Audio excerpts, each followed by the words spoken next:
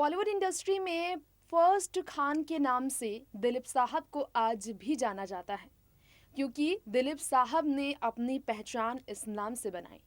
अपनी एक्टिंग से, अपने शानदार अभिनय के साथ, अपने अवधे से और अपने स्टारडम से दिलीप साहब को बॉलीवुड का पहला खान ही नहीं, ट्रेजेडी किंग भी कहा जाता है। दर्शकों, आज आप सभी के बीच नेक्स्ट 9 लाइफ ट्रेंडिंग इंस्पायर इस खास चैनल में लेकर आई हूँ ये खास programme next 9 life trending style. इस चैनल के साथ मैं आपकी होस्ट तृप्ति आज बात करने वाली हूँ दिलीप साहब के बारे में। दिलीप साहब वो अभिनेता है जो कि 98 वर्ष के हो चुके हैं और इस उम्र में वो अपने घर पर जिस तरह से अपनी जिंदगी गुजार रहे हैं पत्नी सायरा बानो के साथ, आज हम इस बारे में आपके बीच बात करना ज़रूर चाहेंगे।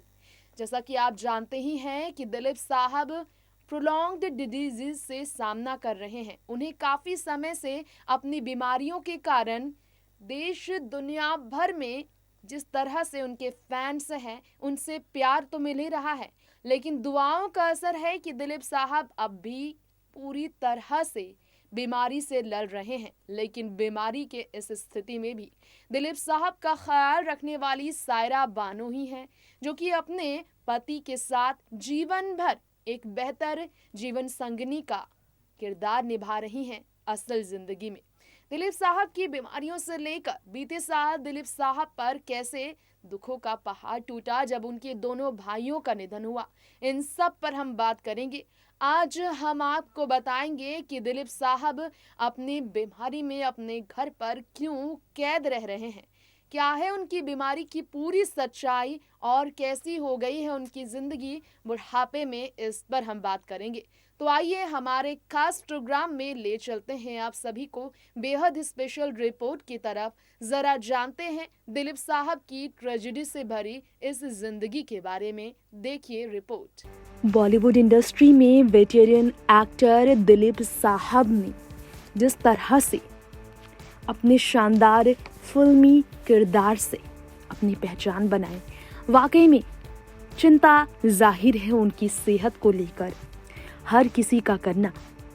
दिलीप साहब वो अभिनेता हैं जिन्हें देखकर शाहरुख खान से लेकर अमिताभ बच्चन, धर्मेंद्र कुमार तक इंस्पायर होते हैं। अब दिलीप साहब की जिंदगी की बात हो रही है तो आपको बता दें, दिलीप साहब ने फिल्मी पर्दे पर भले ही शानदार किरदार निभाए, इस वक्त उनकी ज़िंदगी में काफ़ी ज़्यादा परेशानियां हैं जिसकी वजह से वो अपनी बात लोगों तक नहीं पहुंचा सकते। दिलीप साहब की बात हो रही है तो आपको बता दें कि पिछले महीने दिलीप साहब को लेकर उनकी पत्नी सायरा बानो ने ये खबर पहुंचाई थी कि दिलीप साहब की इम्यूनिटी काफ़ी ज़्यादा लो है। दिलीप साहब की इम्यूनिटी को लेकर सायरा बानो ने ये कहा था कि बिल्कुल भी सेहत ठीक नहीं है उनकी, क्योंकि इम्यूनिटी लो होने के पीछे का कारण ये है कि वो 98 की उम्र में है और ऐसे में कैसे उनकी इम्यूनिटी को स्ट्रॉन्ग होने की उम्मीद की जा सकती है। अपने भाई एहसान और असलम के गुजरने के बावजूद दिलीप साहब उनकी अंतिम झलक नहीं देख पाए थे, क्योंकि दिलीप साहब को डॉक्टरों ने सलाह दिया था कि वो आराम फरमाएं और सायरा बानो से दिलीप साहब की जांच करने वाले डॉक्टर ने ये कहा था कि दिलीप साहब को किसी भी तरह के ट्रॉमा से दूर रखना है। दिलीप साहब को किसी भी तरह की आहत पहुंचाने वाली खबर नहीं देनी है, क्योंकि इस एज में 98 की उम्र में उनकी सेहत पर इसका बहुत बुरा असर पड़ सकता है अगर ऐसी कुछ दुख भरी खबर उन्हें सुनाई जाए जिसका सदमा वो बर्दाश्त नहीं कर सकते हैं, तो ये उनके लिए बहुत घातक बन सकता है। जिसके कारण सायरा बानो ने दिलीप साहब से दिलीप के भाइयों के निधन की भी सच्चाई महीनों छुपा कर रखी थी। रिसेंट इंटरव्यू में बीते महीने सायरा बानो ने ये बात बताई थी। इसके अलावा दिलीप साहब के जन्मदिन पर भी खास तरीके से कोई भी पार्टी नहीं रखी गई, क्योंकि वो बिल्कुल ठीक नहीं थे, केक काटने की स्थिति में नहीं थे। साल 1966 में सायरा बानो से दिलीप साहब ने शादी की थी। उस वक्त उनकी करियर शानदार थी बॉलीवुड इंडस्ट्री में। Golden age of Hindi cinema के दौरान जिस दिलीप साहब ने एक से बढ़कर एक फिल्में दी, उस दिलीप साहब को आज के समय में एकमात्र अभिनेता माना जा रहा है जो सरवाइव कर रहे हैं। दिलीप साहब के पास वैसे तो संपत्ति की बिल्कुल कमी नहीं है। 85 मिलियन डॉलर की नेटवर्थ दिलीप साहब की बीते साल पता लगाई गई थी, लेकिन इसके बावजूद दिलीप साहब अपनी बीमारी का कोई इलाज नहीं करा सकते हैं, क्योंकि दिलीप साहब बहुत ज़्यादा अभी 98 की उम्र में इम्यूनिटी लो होने के कारण तकलीफ नहीं झेल सकते। कोविड-19 इस बीमारी से उन्हें कोसों दूर रखने का एकमात्र उपाय है कि उन्हें क्वारंटीन अपने कमरे में कैद होकर रहना ही पड़ेगा। 1 साल से वो अपने कमरे में कैद है और ये सिलसिला अब भी जारी है नए साल पर, क्योंकि कोविड-19 के संक्रमण से उन्हें दूर रखना है। इम्यूनिटी लो होने के कारण इस बीमारी से लड़ने की उनमें शक्ति नहीं है। दिलीप साहब काफ़ी ज़्यादा नशा किया करते थे एक समय, जिसके कारण उन्हें काफ़ी प्रॉब्लम्स भी हुई थी और इसी कारण से दिलीप साहब को जो है सो अब पूरी तरह से अपनी सेहत को लेकर डिपेंडेंट अपनी पत्नी पर रहना पड़ा है, क्योंकि आज वो कई बार लोगों को पहचान नहीं पाते। बोलने में भी उन्हें काफ़ी तकलीफ रहती है।